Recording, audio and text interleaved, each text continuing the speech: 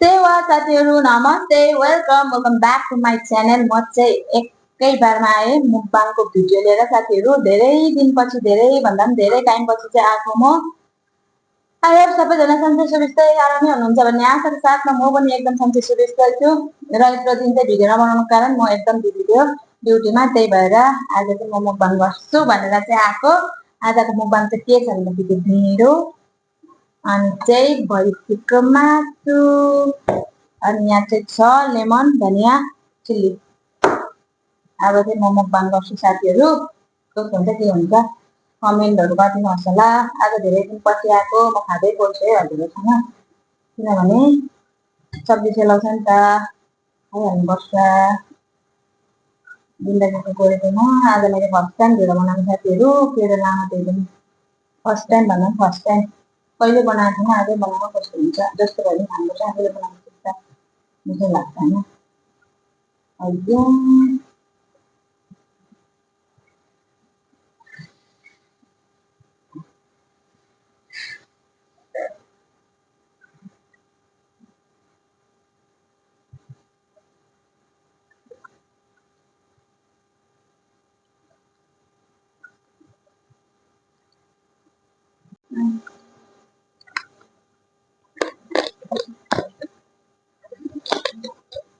साथीहरु यस्तो मजा भएको छ मासु,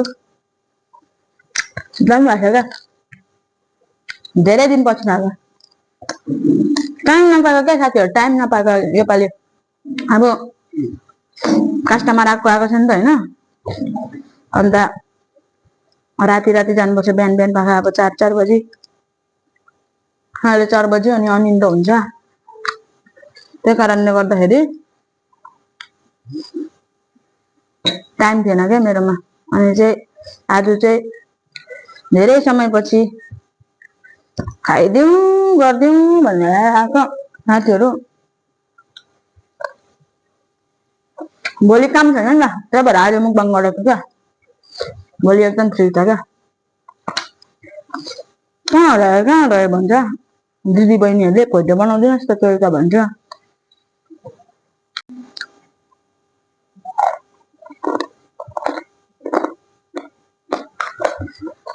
लास्टै गर्मी छ यता त साथीहरु, तपाईहरुकोतिर कतिको गर्मी छ? म त लास्टै गर्मी छ।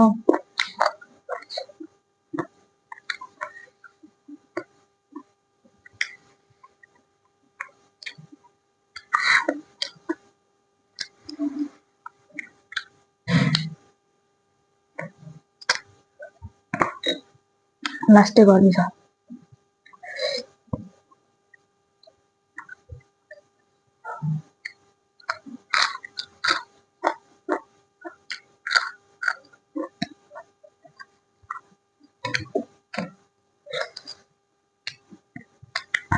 यहाँनिर त आज पानी पर्ला जस्तै भएको थियो एकैछिन,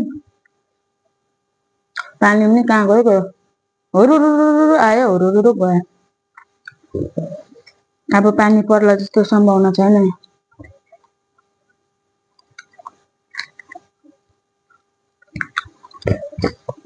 मिठो रहेछ ढिँडो त, ठिकै रहेछ।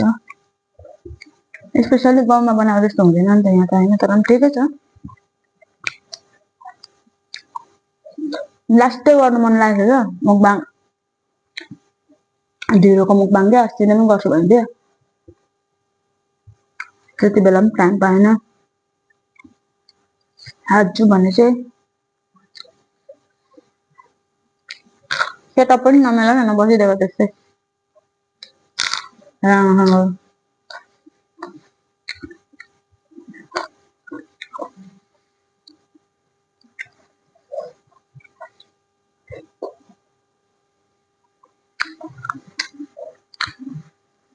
खतरा डेन्जर गरम भयो यार,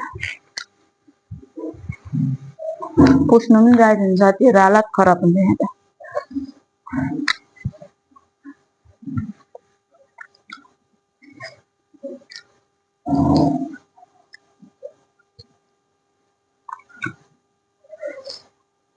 जिन्दगीमा अनुभव गर्नु पाउँछ यहाँ हामी चाहिँ। केरलामा त बस्नेहरूलाई चाहिँ थाहा छ होइन, न जाडो यहाँ त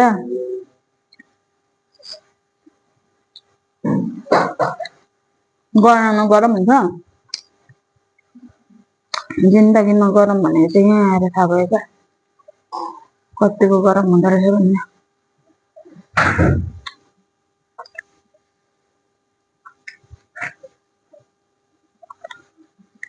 खाएर भनेर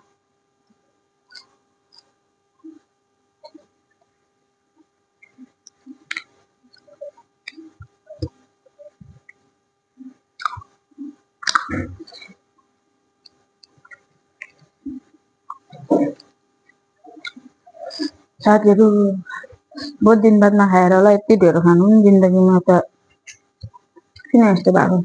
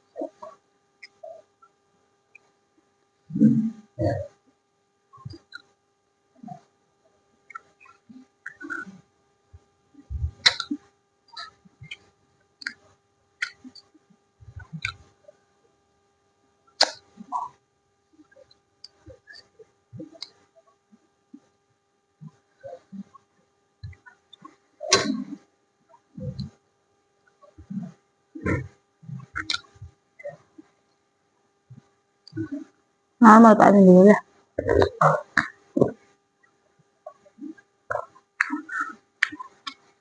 मलाई कोक खानु मन लाग्दैन राति चाहिँ प्लास्टिक गाह्रो पर्छ क्या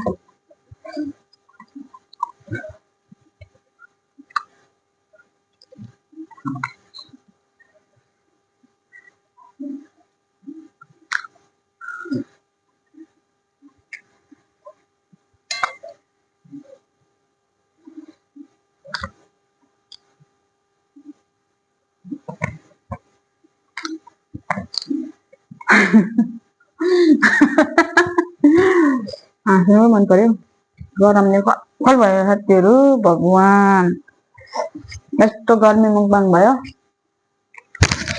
र माइ पनि हराउँछ होला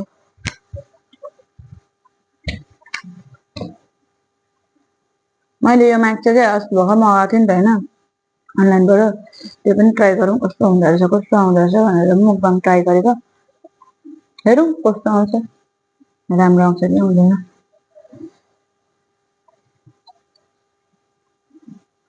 यसले मन चाहिँ खान्छ बेसी खाने फेरि प्रेसर लो भएर म त ढले हुन्छ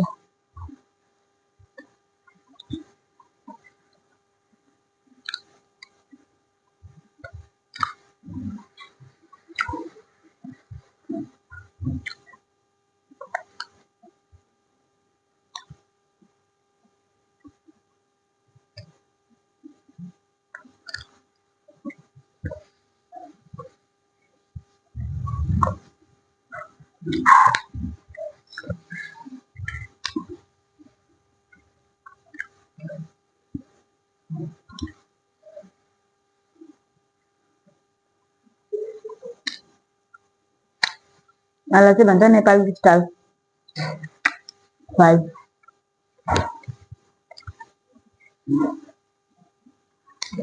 नेपाली स्टाइलमा दिइरहेछ